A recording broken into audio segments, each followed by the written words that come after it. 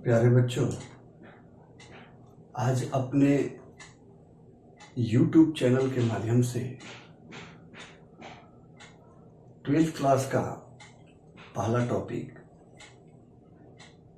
Matrices start करने जा रहा हूं और ये उम्मीद करता हूं कि ये वीडियो आपको काफ़ी पसंद आए और आप इससे बहुत कुछ सीख पाए।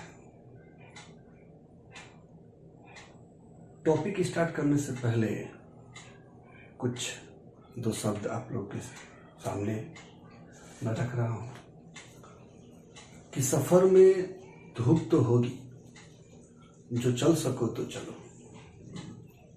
सभी है भीड़ में, तुम भी निकल सको तो चलो। यहाँ किसी के वास्ते राहें कहाँ बदलती हैं, तुम अपने आप को खुद ही बदल सको तो चलो। तो प्यारे बच्चों, आज 12th क्लास का पहला टॉपिक मैट्रिसेस, जिसे हम हिंदी में आव्यूह कहते हैं, इसको हम शुरू करने जा रहे हैं। ये माध्यम कोई भी हो, हिंदी मीडियम या इंग्लिश मीडियम, आप दोनों मीडियम के विद्यार्थी इसको सीख सकते हैं। मैट्रिसेस, ये मैट्रिक्स का प्लुरल होता है क्योंकि यह बहुत सारे मैट्रिक्स से मिलकर बना होता है। मैट्रिक्स होता क्या है, इसकी जरूरत क्यों पड़ेगी? तो आप 10th क्लास में रैखिक समीकरण, लीनियर इक्वेशन को हल करते थे, XY समीकरण को, तो वहां से दो चर होते थे और उसको हम लोग आसानी से काफी सारी मेथड के द्वारा हल कर लेते थे। लेकिन अगर उसी इक्वेशन में चर, वेरिएबल बढ़ते जाएं तो हम लोग को दिक्कत होने लगेगी थोड़ा सा उसको हल करने के लिए। जैसे 3x plus 4y plus 7z equal to 6, 8x plus 3y plus 9z equal to 12, x plus y plus z equal to 16। अगर इस इक्वेशन को हल करने होंगे तो जाहिर से हम हल कर सकते हैं, लेकिन थोड़ा समय ज्यादा लगेगा और भी आगे चर हम बढ़ाते चले जाएं तो मुश्किल होगी। इसी मुश्किल को दूर करने के लिए मैट्रिक्स का निर्माण हुआ। तो बच्चों, मैट्रिक्स क्यों पढ़ते हैं, इसका एक एग्जाम्पल है जो कि हम आगे इसको हल करना भी सीखेंगे कि जब रैखिक समीकरण में चर बढ़ते हैं तो उसको हल कैसे किया जाए, आसानी से कैसे हल किया जाए, उस टेक्निक को मैट्रिक्स देता है। और मैट्रिक्स होता क्या है? मैट्रिक्स संख्या फलन का एक अरेंजमेंट है, एक सजावट है। यह हमें मान को नहीं देता, वैल्यू नहीं देता, यह एक प्रकार का एक सजावट है। जैसे एग्जांपल,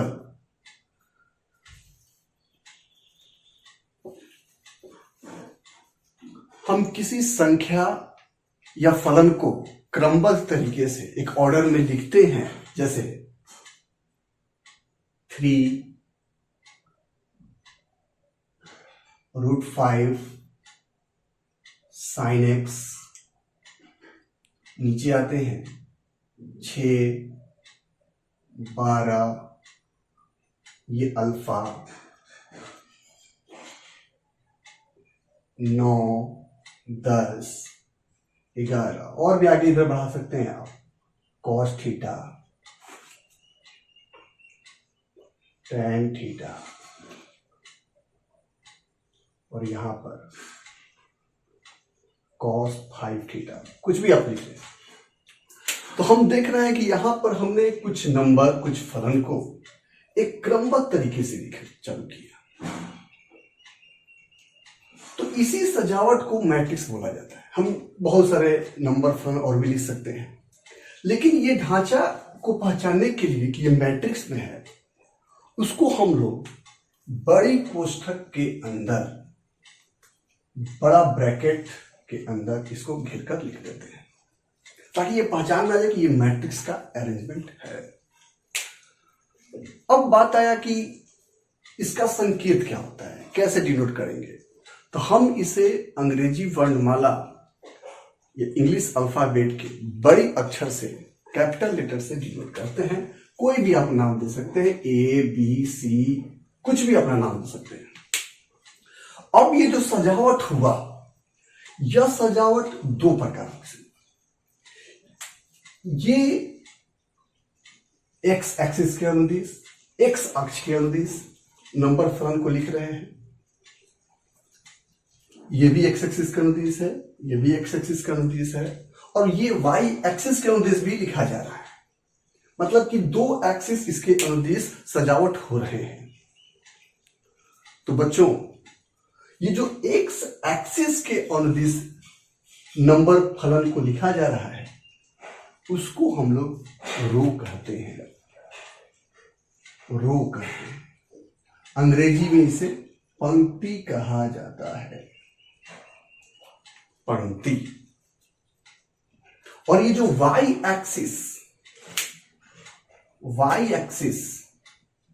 के अनुदिश ये जो सजावट है, इसको हम लोग अंग्रेजी में कॉलम, हिंदी में इसे स्तंभ कहते हैं। ध्यान से बच्चों, जो नंबर फलन एक्स अक्ष के अनुदिश लिखा जाए उसे हम पंक्ति कहते हैं, और जो वाई अक्ष के अनुदिश हो उसे हम स्तंभ कहते हैं। और मैट्रिक्स क्या है? या रो में, कॉलम में किसी नंबर और फलन को क्रमबद्ध तरीके से जो सजावट की जाती है, यही आपका मैट्रिक्स है। अब आप देखिए, इस मैट्रिक्स में रो कितने हैं, तो आपको देखना होगा कितने एक्स एक्सिस हैं। एक, इसको हम लोग आर से डिनोट करके R1 बोल देंगे, ये दूसरा R2 हो गया, और ये तीसरा R3 हो गया। वाई एक्सिस के लॉन्ग देख सकते हैं, तो वाई एक्सिस के लॉन्ग ये पहला आपका स्तंभ, कॉलम इसका नाम है, इसीलिए इसके पहले को हम लोग कैपिटल सी से नाम दे देंगे, C1। उसी तरह से ये आपका अरेंजमेंट हो गया C2, और ये आपका अरेंजमेंट हो गया C3, और ये आपका स्तंभ हो गया चौथा स्तंभ। तो सबसे पहले कंसेप्ट यही क्लियर बहुत जरूरी होता है कि पंक्ति क्या होता है, स्तंभ क्या होता है। पंक्ति को इंग्लिश में रो, स्तंभ को इंग्लिश में कॉलम कहा जाता है। बहुत कंफ्यूजन होता है कि सर रो, कॉलम क्या क्या वगैरह वगैरह। तो एक टोटका जनरल भाषा में, अगर कॉलम को एक ट्रीट से आप कलम जैसा ट्रीट करते हैं, कलम, तो कलम को हम लोग खोजते कैसे हैं, पॉकेट में ऐसे खोजते हैं, ये तो आ गया कि भाई ये कॉलम हो गया। जब ये कॉलम हो गया तो ऑटोमेटिक ये वाला क्या हो गया, रो। तो रो और कॉलम को पहचानने का ये भी एक तरीका, आप एक टोटका लगा सकते हैं। कॉलम है तो कॉलम खोजते जैसे हैं, ऐसे खोजते हैं, तो भाई ये कॉलम हो गया, और ये आपका क्या हो गया, रो हो गया। तो बात इतना समझ में आया आप लोग बच्चों। उसके बाद रो कॉलम जानने के बाद अब आप इसमें देखिएगा कि इसमें कितने रो हैं, तो कितने एक्स एक्सिस के अनुदिश लिखा गया स्ट्रक्चर है, ये एक, ये 2, और ये 3। स्तंभ कितने हैं, 1, 2, 3, 4। यानी कि इस मैट्रिक्स में पंक्ति की संख्या हो गई 3, रो की संख्या हो गई 3, और कॉलम की संख्या हो गई 4। और इस पंक्ति और स्तंभ से ही एक नया टर्म मैट्रिक्स में डिफाइन होता है, जिसे हम आव्यूह की कोटि कहते हैं, जिसे इंग्लिश में ऑर्डर ऑफ मैट्रिक्स, हिंदी में आव्यूह की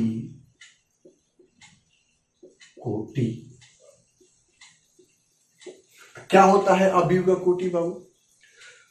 तो इस अवयव में पंक्ति की संख्या कितनी है? तो पंक्ति की संख्या कितनी है?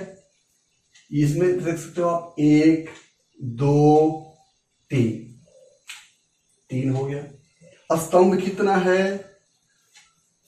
1 2 3 4, तो 4 है। और बीच में हम लोग क्रॉस लगाते हैं, 3 क्रॉस 4, यानी कि इस अवयव की कोटि 3 क्रॉस 4 है।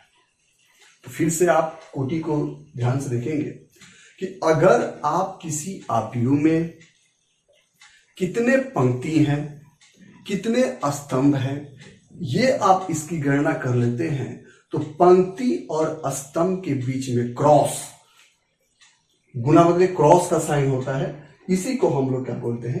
अवयव की कोटि। अब ये नहीं कि 3 क्रॉस 4 3 चौके 12 कर दिए, ये गलत हो जाएगा। 3 क्रॉस 4 ही बोलना होगा आपको अवयव की कोटि। तो इतना बात समझ में आया बच्चों?